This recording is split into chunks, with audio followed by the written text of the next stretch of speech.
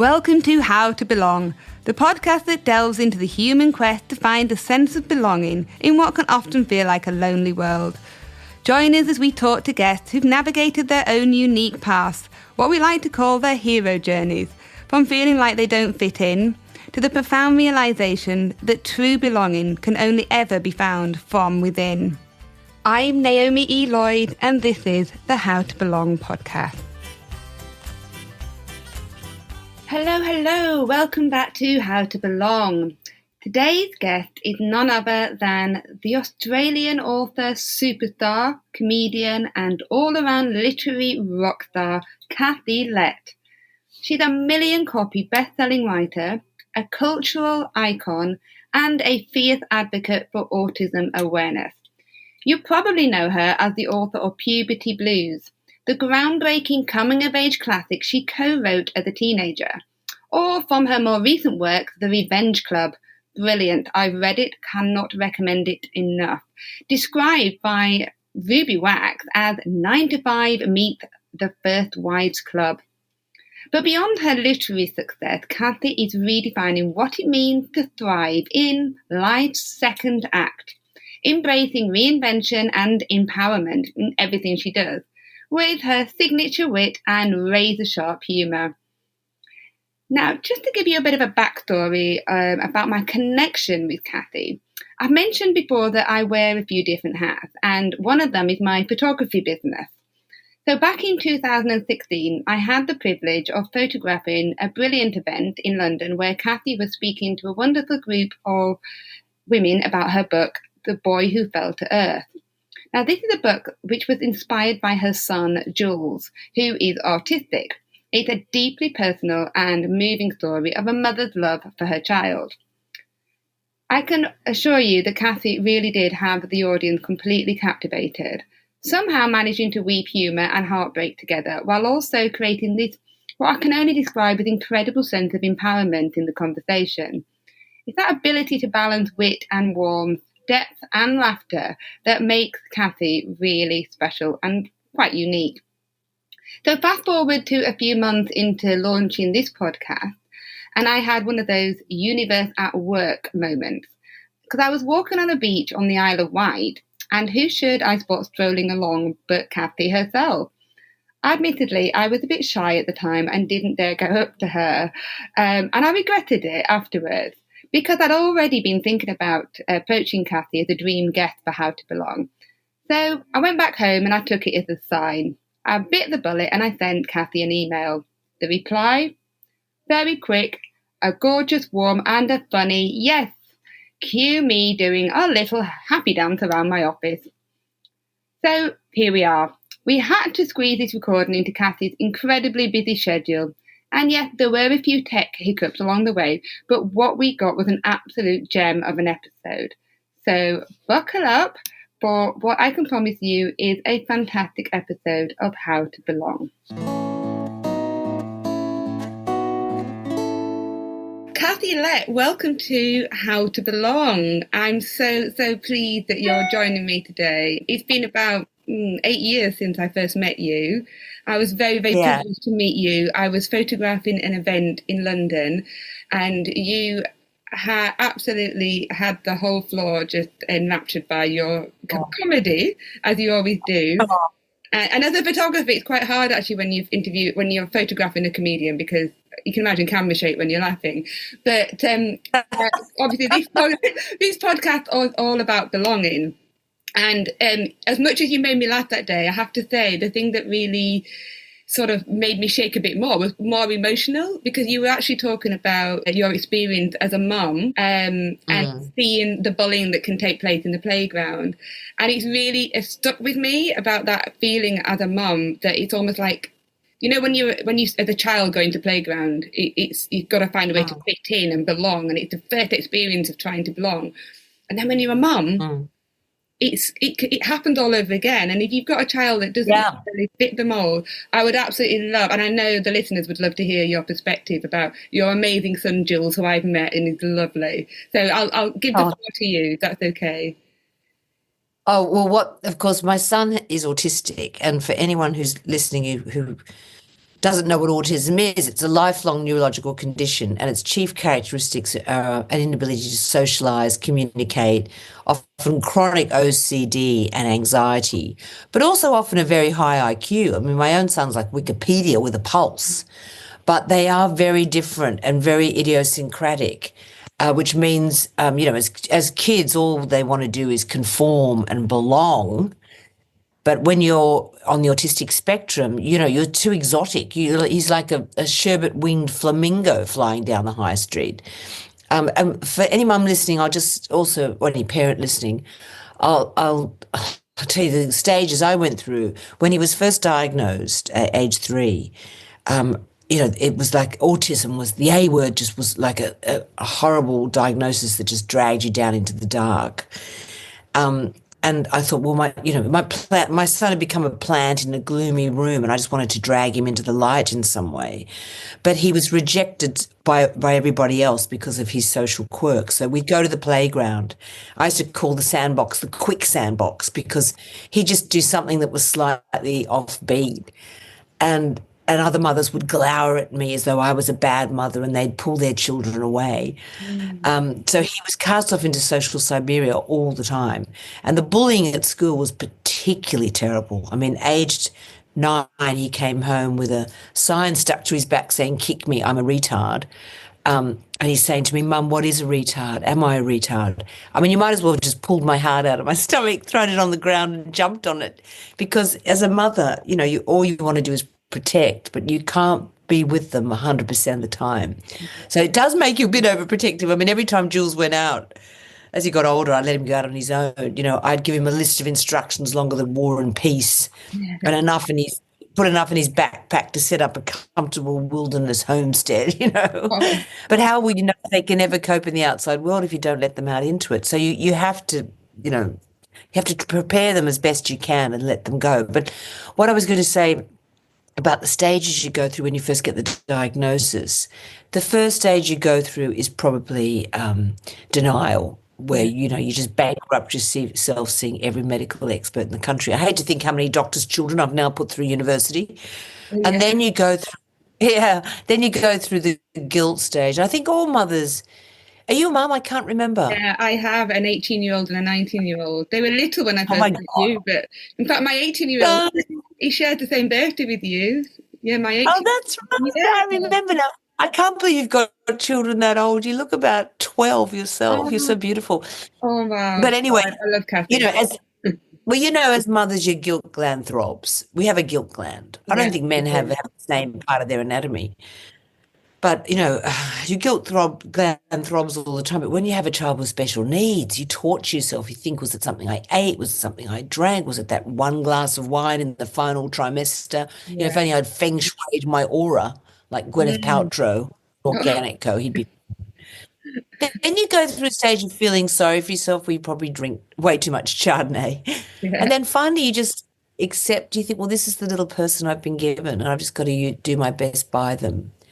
And you get to understand that their weaknesses can also be their strengths because they are so original.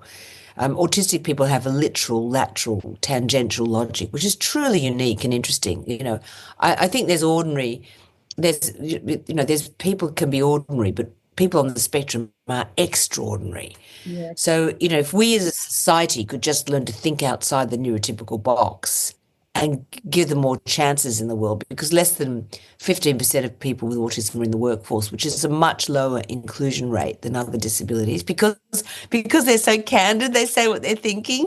Yeah. And some people find that really offensive, where I find it really refreshing. We live in a world where everybody lies. Politicians lie. I mean, Trump's made a living out of lying. Yeah. Fox News lies. I mean, advertisers lie, scammers lie, banks lie. To have someone who just tells you the truth, I thought about setting him up in a truth booth where people would come in and say, "Does my bum look big in this?" or whatever, and he'd be like, Yeah. "Well, yes, it does, actually," or whatever. Yeah. So, that's the important thing, is to try, and they never feel they belong ever in any situation. So, I try and just make Jules understand that he doesn't need to belong, that he's beautiful just the way he is, and people have to accept him just the way he is. Well, when I first met you, I think at the time he was starring in Holby City. I got to meet him. I was so lucky to sit down and chat to him, and he was very Oh, charming. So I must have done all right that day. He was very charming to me. So yeah, none of the truth bombs went in the wrong direction for me that day. So it was a good day. But I absolutely well, loved meeting him. what's not to love about you? You know, he's Oh, being honest, lovely. So, you were kind to him. Kindness is a very underrated quality. Kindness and compassion. oh yeah. Um, When you said about your heart, you might as well taken your heart out and trampled it. It absolutely understood that. yeah. I was going to ask you as well about how, because I remember seeing you and Jules interact, and there's a lot of lovely, affectionate comedy going on there as well. And then you are obviously are a renowned comedian, and I wonder. I think I've always tried to use a little bit of comedy in my Mm, interactions with people. Partly when I can't hear what's going on, so sometimes I use yeah. comedy to get myself out of it. If you can't hear the conversation, be the conversation. And I wondered what your thoughts. Do we sometimes use humour and banter to try and fit in, or to find a way that we can just sort of belong in our own way? I don't know. I wondered what you thought being a comedian. I totally agree with you. I mean, if you can disarm with charm, Yes, you've got a much better chance of fitting in, and also sort of short sheeting someone's prejudices about you, because everybody loves to laugh. Everybody loves comedians. I mean, people let their defenses down when they're laughing. yeah, So I'm a passionate feminist, and all my work is very, very feminist, but it's also funny because yeah, I think if you hit someone over the head with your beliefs, they don't want to be bludgeoned into your beliefs. But if you can make them laugh, it's just like sugarcoating the philosophical pill, you know, and it's down more easily. And I think it's a very, very effective means of change. I mean, gosh, and we also know that it's a great male myth that women aren't funny, and I've heard men say this my whole professional life, that women just aren't as funny as men. And I wonder, why do some guys say that? I think they're terrified what it is women are being funny about. I think they presume we spend the entire time talking about the length of their members, which is not true, because we also talk about the width, which after childbirth is so much more important. yeah. But it's not just me imagining that women are funny. I mean, when we go on a girls' night out, don't you have to be hospitalized from hilarity? You've laughed so much. Yes? Yes, Right? yes, true. And anthropologists back this up. They say that women in all societies on earth laugh more often than men, especially in all female groups. Oh, And if you can laugh at something, it's like strapping a giant shock absorber to your brain. It takes the sting out of it. yeah, And because women are the underdogs, because we still live in a patriarchal world, when we get together, if we can laugh at the patriarchy, it diminishes them. And yeah, I always, when I give talks in schools, I always say to girls, you're underdressed if you go out at night without a couple of really good one-liners tucked up your trouser leg. Because if a man puts you down or is sexist to you, if you can actually fire back a witty one-liner and get everybody else to laugh at him, you've totally taken away his power. So, I think and women are more verbally dexterous than men. We use on average about 350 more words in our daily vocabulary. So I call it the black belt in tongue fu. Learn to give quiplash, learn to shoot from the lip with a witty one-liner, and it's a secret weapon. Men are physically stronger, but women do have this superpower of verbal dexterity. So use it. Oh, well, I'm going to think about that. I need to armor myself up with some one-liners because I don't think I have too many. But I have just finished reading Husband Replacement Therapy. One of your most recent, Oh, great. the Revenge Club. Absolutely loved them. Um, Oh, I'm so glad. and there was such a theme I was picking up on about, women often go for a second act. it's quite hard when you like if you go through such a big change in life and you have to reinvent, or you want to reinvent. And how do you find your belonging when you do that again? Because it's almost starting all over again. And you know, you look incredible, and you're out there living Oh, life for to the fuck's fullest. sake. I think you do. Oh, my You're jeepers. still Well, sparkling. I think, look, the next big battle for feminists is ageist sexism. I mean, my generation have helped finally take the stigma out of menopause, where Mm, people actually, because my mother's generation, when they talked about menopause, they talked about the change. They were in a sort of cardiganed coven in the corner of the kitchen, whispering about the change, as though Voldemort was about to arrive. At least now we talk about it. And my whole message to women is to take the stigma out of the second act. You should have a sensational second act. There's no need to start knitting your own bus pass and wearing beige and just disappearing into the being put out to career pasture. But unfortunately, the sexism is sewn into our psyche. For example, a man my age is a silver fox, whereas I'm dismissed as an old hag, a bag, and a crone. You never hear a man written off as mutton dressed as ram, yeah, ever, ever, ever. So, it really is infuriating. And part of the problem is we never see women our own age on television, for example. 85% of people on British television over 50 are men. 85%. As soon as women get a few wrinkles, they're deemed, unfit for visual consumption. yeah, And, I'm raging against that sexism and saying to women, be as visible as you can, because also you're in the peak of your productivity. Because what happens in the menopause is pretty ghastly. You sweat more than Donald Trump doing a Sudoku. But after that, it's the best time of your life. I mean, no period cramps, no pregnancy scares. You've got all that tampon money to spend. You've cut the psychological umbilical cord that kept you tethered to the kitchen by your heart and your apron strings. For the first time in your life, you've got time, independence, financial independence from men, the first generation to really have that. So it should be the best time of your life, and yet society hands us the cloak of invisibility. And it's not just me imagining that either. I mean, a couple of years ago, MI5 said they wanted to employ middle-aged women as spies because nobody sees us. wow, that's incredible. Wow, That is isn't that wow. incredible? That's so horrifying. Mm, So I'm just saying to women that this is the best time of your life. Don't feel guilty about going forth and being fabulous. Swing off a chandelier with a toy boy between your teeth. Go up Everest, go down the Amazon.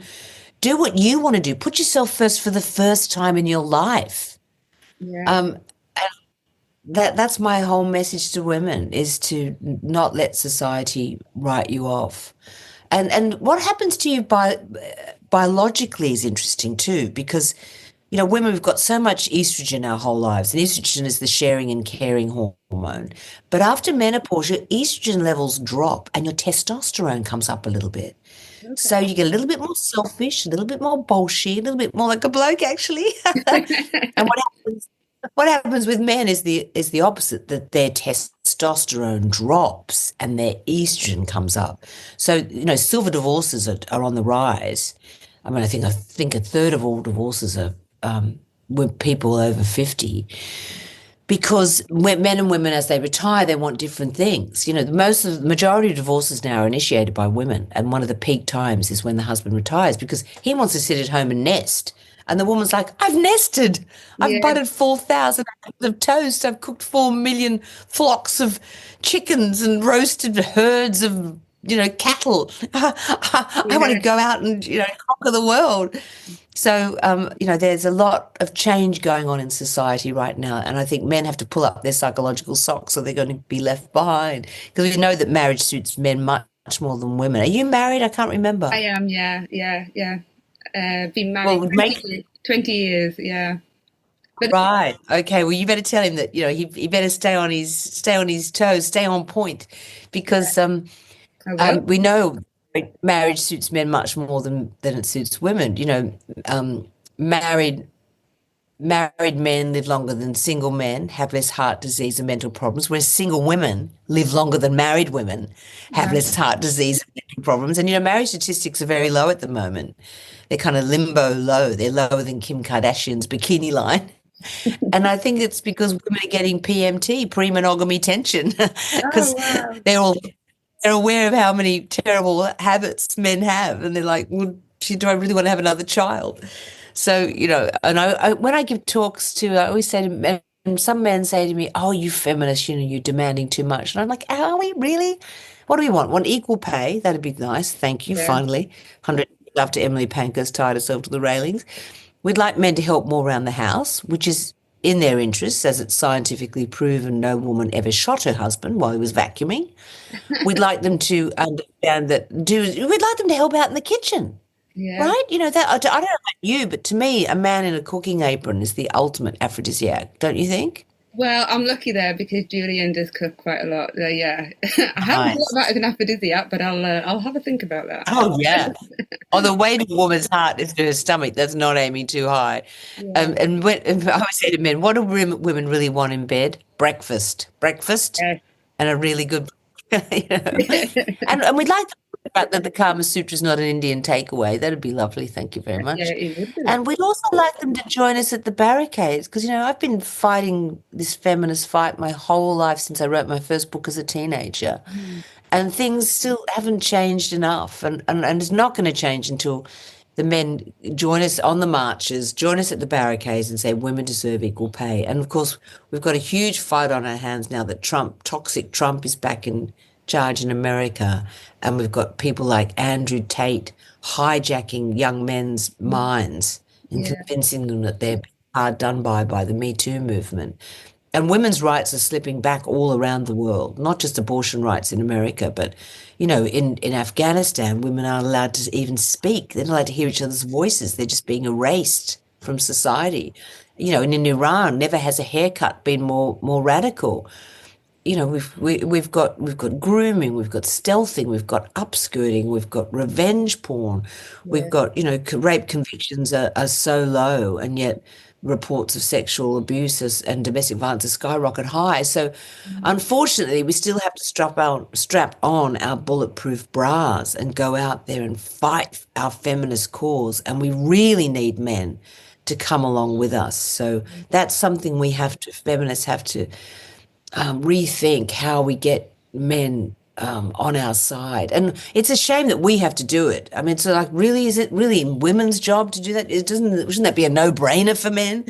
But unfortunately, we do have to fight that toxic masculinity of Trump and Tate and co. So, yeah, that's another big battle on our hands. Yeah. I mean, I do follow you on Instagram, and I love your humour with it. But I know how politically minded you are, and I think it's fantastic what you're putting out there. And I think there's a way that you connect with people because you are such an amazing storyteller and such a wizard with words. Well, thank you. Well, Oh, I mean, yeah, as you know, I think I sent you my first book, didn't I? And yeah, it was I great. mean, you're like obviously you're really up there, and I can only aspire. But Oh, I found writing myself was very very cathartic. I mean, I don't know why, but I tend to go into the sort of fantasy time travel world. I don't know why that's where I've been drawn to, but we all find our kind of genre when we're writing. sure. We know I can see it in the characters that you're right. I mean, in the husband replacement therapy and the main character at that point where she realised that he wanted to nest and she had that completely different. That's right. That's right. What I Yeah. was thinking about, and it really stuck with me. That so it's interesting that you brought that up again, and I think it's Yeah. it's a really good thing to talk about because you're right. Yes. I'm seeing it around me. Still what did you call it? Silver divorces? Is that? Silver divorces, yeah. So Yeah, divorces. I can see, and it happened with my parents. All that. So I was 17, 18 when my parents split up, and it's definitely right. It's still happening, but maybe if we can understand what's going on through comedy and through fantastic storytelling, it's going to connect us so much more. Say divorce is not a failure. It's just a change. Yes.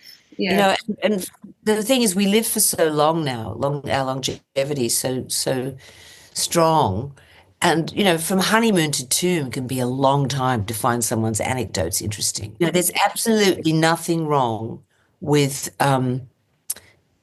moving on, but try and do it with love and respect, and it's hard. No, divorcing is really hard and really painful, but I always say to people, try and salvage some love. There was love there once. Yes. Unless he's a pedophile, or he's had sex with a tethered bit of livestock or something, or he's domestically been violent. There's something unforgivable that he's Yeah. done. You can still look for the light and the love, and I think that's important, especially if you have children, to try and salvage that. And then you can have a friendship, which I've got two fabulous ex-husbands, and I'm friends with both of them, and they would be there for me if I needed them, and I'd be there for them. And I think that's really important, to try and nurture that if you possibly can. And of course, always keep your girlfriends close, because husbands come and go, but girlfriends are forever. And what I've said to you before about how women are each other's human wonder bras, Yeah. uplifting, supportive, and making each other look bigger and better.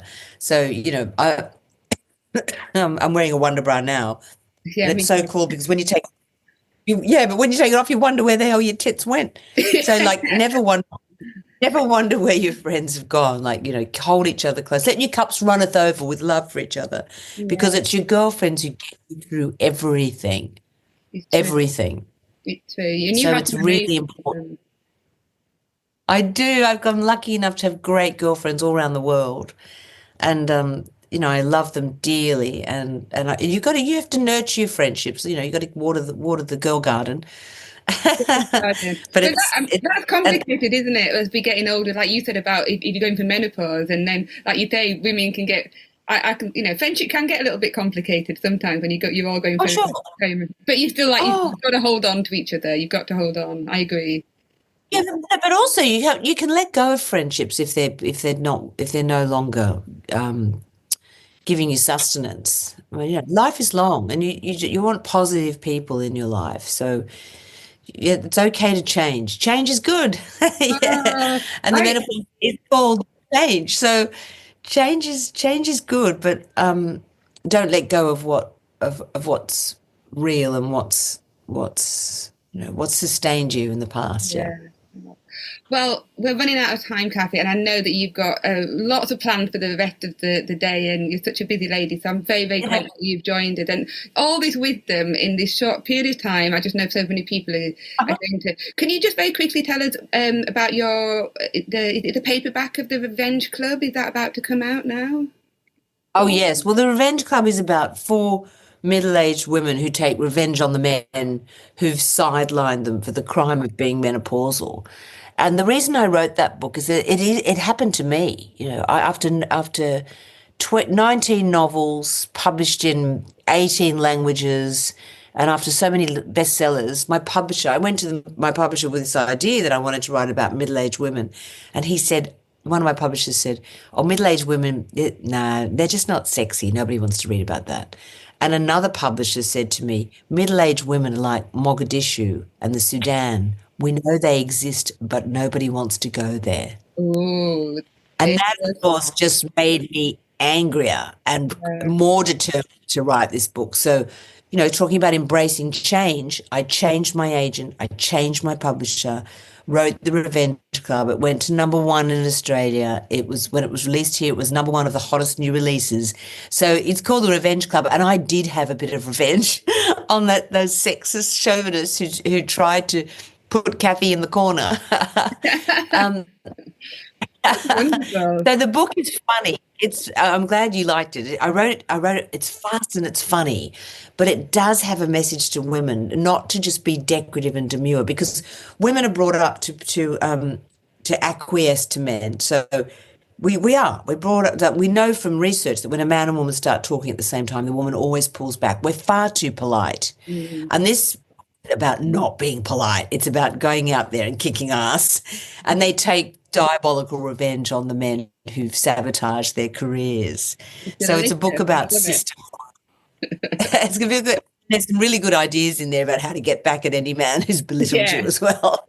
From there, remove shampoo bottle to putting Retin-A in his face cream so his face falls off. I mean, things you could actually easily do.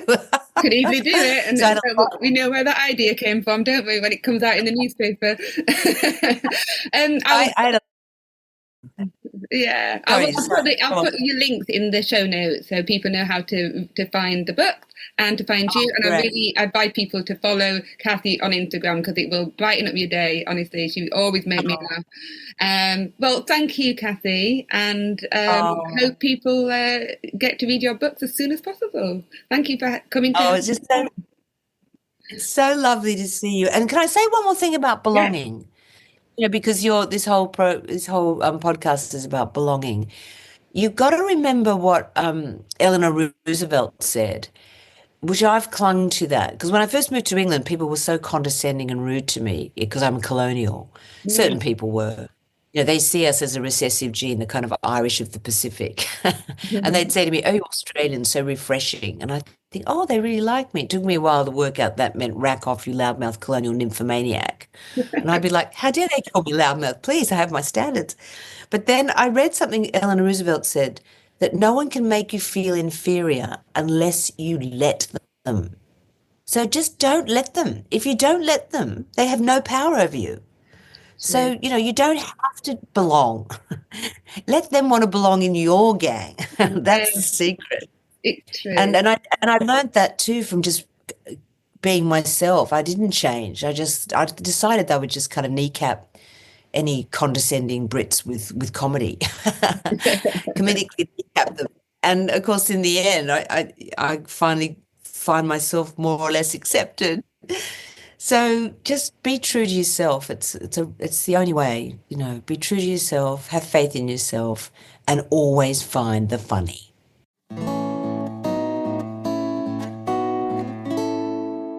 Wow, what a conversation. I absolutely loved chatting with Kathy. It felt like I just had a dose of humour therapy. I really hope you enjoyed it just as much as I did. If you'd like to dive into more of Kathy's brilliant work, be sure to check out the show notes for links to her book. Her latest novel, The Revenge Club, which we talked about in the episode, is out in paperback now, so grab yourself a copy. And if you enjoyed this episode, I'd love it if you could hit subscribe, follow, or even share it with someone who'd love it too. It really helps the podcast grow and keep these amazing conversations coming your way. Until next time on How to Belong.